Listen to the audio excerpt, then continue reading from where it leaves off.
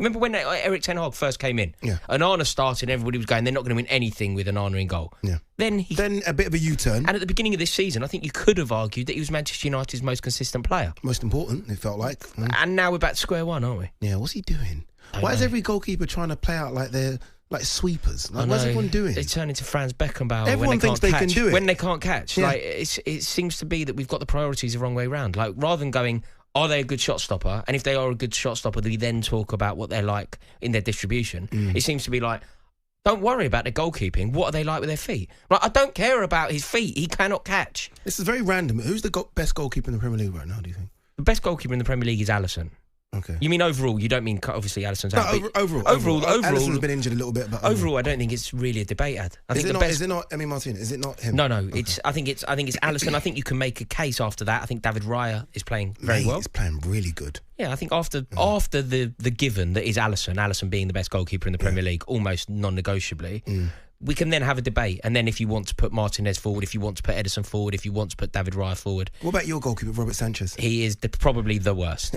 Because do you know what he is? He's actually really interesting because he's like totally unpredictable. I'm not sure I've ever known a goalkeeper who is so capable of the spectacular and the idiotic in the same moment at the same time. He's the guy that can win you a game and lose you a game in the same game. Yeah. Which is so... Do you know what I'd rather? I'd rather just have a steady 6 out of 10. Yeah, just give me a Kevin Hitchcock, like 6, 7 out of 10 every week, and you know exactly where you are. You always show your age by this 90s Kevin chat. Hitchcock. Kevin Hitchcock. There'll be people now Googling.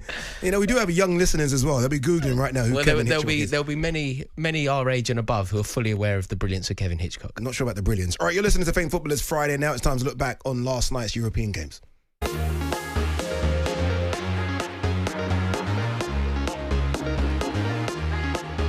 Solanke pulling it back towards the edge of the area. Could be a penalty. Kulusevski 1-1. Spurs with the equalising goal. Back on level terms with 15 to go. Kieran Dewsbury-Hall takes a corner kick. Headed down and headed in.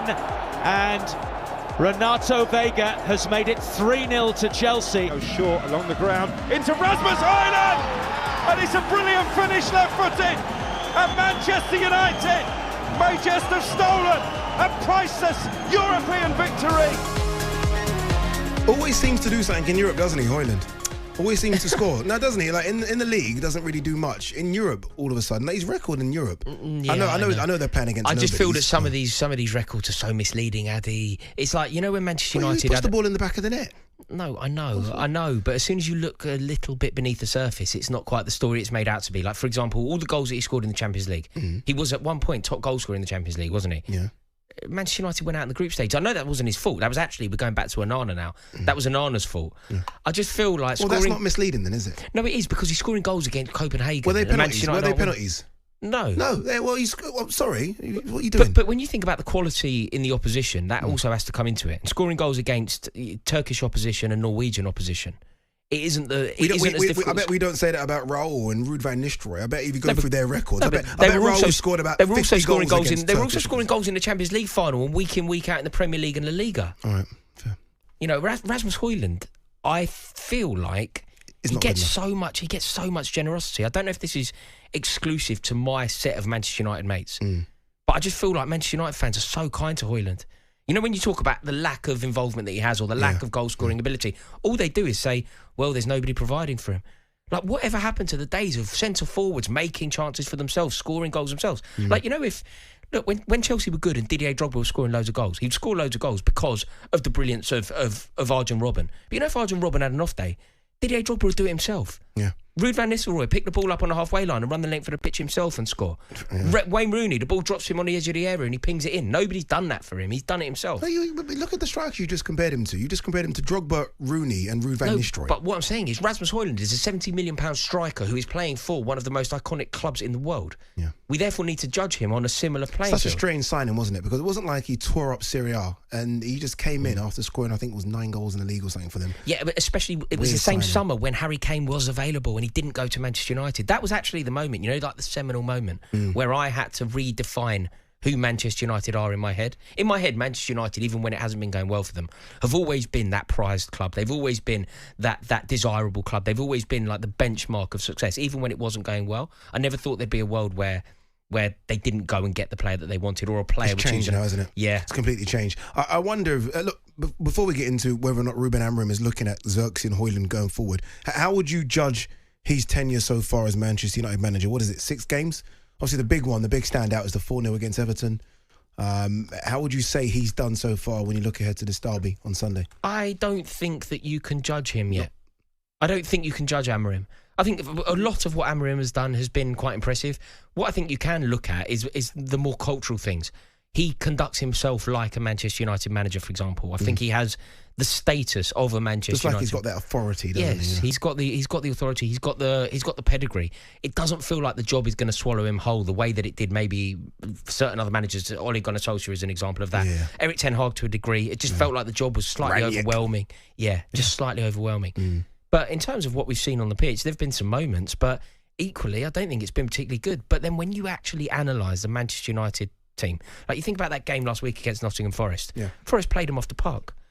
And that isn't really Amorim's tactical. It's not his fault. Because what can he do? There isn't anything. There is no amount of tactical tweaks or ingenuity in the dressing room that can somehow make Harry Maguire and Matthijs de Ligt compatible. There is just nothing that Amorim can do about that. You know, there is nothing that Amorim can do.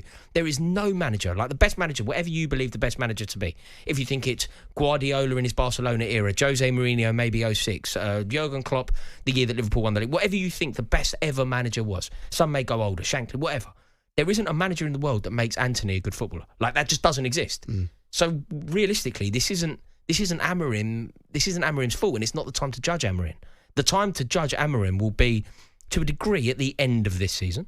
To a degree. We have to see where Manchester United finish. You see some players, though, you are correct, but some players, when a new manager comes in, you start to see new manager bounce. We hear it all the time. And I think Ahmed's a sign of that. He's come in, and all of a sudden, Ahmed looks like he's been unleashed. Yeah, there has been a little bit of an elevation. Like Rashford's vanished a little bit. No, Rashford scored some goals, yeah, didn't he? He scored two. Rashford scored some goals. And realistically, Addy, if you want to just be really basic about this, which sometimes football can be complex and we can analyse, XG stats, and we can look at the data, and you can be a real bore about it. Other times it's quite a simple game. Under Eric Ten Hag, Manchester United didn't win in Europe for a year. They literally did not win a game in European competition for an entire calendar year. Yeah. The other night, Manchester United beat Victoria Pleasant. So, like, very simply, 2 and 2 makes a Christmas cake. Very simply, they couldn't win in Europe, suddenly they win in Europe. Well, that's Ruud van Nistelrooy. He won the game in Europe. Yeah, no, Van Nistelrooy won in Europe as well. That's an elevation. No, that's an elevation as well. I think that there was, like, obviously Chelsea were the first competitor to face Ruud van Nistelrooy's Manchester United. Yeah. And it was a draw. Chelsea were on course to beat Eric Ten Hag's Manchester United 4-0. So again, there was an elevation under Van Nistelrooy, and I think that elevation has continued. The point that I'm making here, and maybe making inarticulately, is that it isn't about Amorim at the moment, because there is only so far that you can elevate this crop of underwhelming footballers. Yeah. Do you think he looks at, and final one, because we are going to talk a lot about Manchester, obviously big Manchester derby coming up on Sunday. Do you think he looks at these players and thinks, it's a lot of rubbish? Yes, of course he does. Do you look at them and think they're rubbish? Yeah. Absolutely. No, there's probably only 3 or 4 that you think, okay, the 3 or 4 are good, but the rest of them, he's probably thinking, how these lot on these wages and my sporting team is better than most of these? It's an appalling indictment of the recruitment policy that has happened at Manchester United over the past half a decade. You think about, there were so many players, like Dalot, so done. Like Malacia, I don't know. Harry Maguire, Matthijs de Ligt, Andre Onana, Ugarte's been all right. Mason Mount. The list goes on and on, doesn't it? Xerxes, Højlund. On AM, on DAB, via the talkSPORT app and on your smart speaker. talkSPORT.